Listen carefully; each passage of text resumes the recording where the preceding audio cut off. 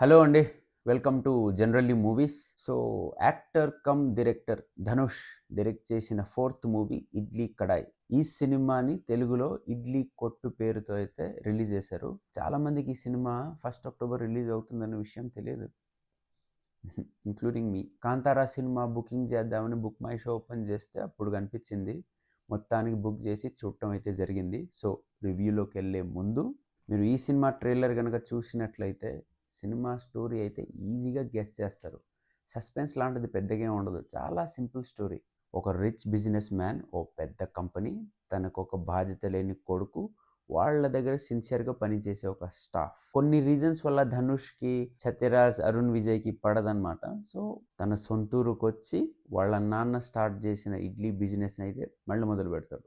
Job వదిలేయడానికి కారణం ఏంటి, ఆ జాబ్ వదిలేసిన తర్వాత ధనుష్ లైఫ్లో ఏమేమి చేంజెస్ వస్తాయి, ధనుష్కి అరుణ్ విజయ్కి మధ్య ఏమేమి జరుగుతాయి అనేదే ఈ సినిమా స్టోరీ. ఈ సినిమాలో పాజిటివ్స్ విషయానికి వస్తే చాలానే ఉన్నాయి.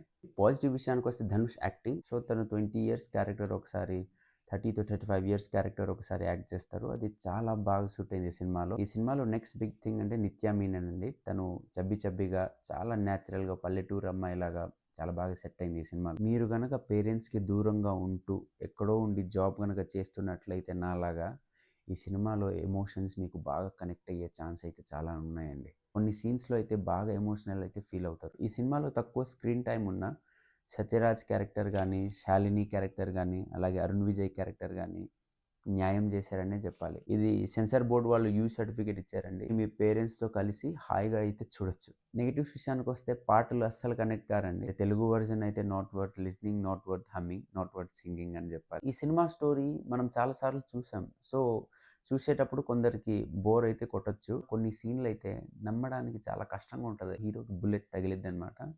సో బుల్లెట్ తగిలిన 1 డేలోనే డిశ్చార్జ్ అయిపోతారు. డిశ్చార్జ్ అయ్యి బాగానే ఉంటారు. హీరో వల్ల బిజినెస్కి 15% ప్రాఫిట్ అయితే వచ్చిందనమాట. సో అంత స్టేక్ని పెట్టుకొని, అంత పొజిషన్ ఉంచుకొని ఆ జాబ్ వదిలేసి పల్లెటూరికి రావడం అనేది కొంచెం ఇల్లాజికల్గా అనిపించింది. ఊరు పట్ల, పేరెంట్స్ పట్ల ప్రేమతో వచ్చినా కానీ అంత పొజిషన్ నుంచి ఒక సాధారణమైన ఇడ్లీ కొట్టు నడపడం అనేది కొంచెం అన్‌రియలిస్టిక్‌గా ఉంది. నాకేమనిపిస్తుందంటే ఈ సినిమాలో మెసేజ్ అయితే పార్ట్‌లీ డెలివర్డ్ అని చెప్పాలి. ఎందుకంటే మనకు ఆ ఎమోషన్ కనెక్ట్ అయినా కానీ ఎక్కడో లోటు అయితే ఉంటుంది ఈ సినిమా చూసినప్పుడు. మీకు ఫ్రీ టైం ఉన్నప్పుడు ఈ సినిమాని మీ పేరెంట్స్‌తో అయితే ఒకసారి థియేటర్‌కి వెళ్లి చూడొచ్చు. లేదా ఈ సినిమా నెట్‌ఫ్లిక్స్‌లో వస్తది. అప్పుడు చూడండి. మరిన్ని లేటెస్ట్ సినిమా రివ్యూస్ కోసం మన ఛానల్ అయితే లైక్, సబ్స్క్రైబ్ చేయండి. బాయ్.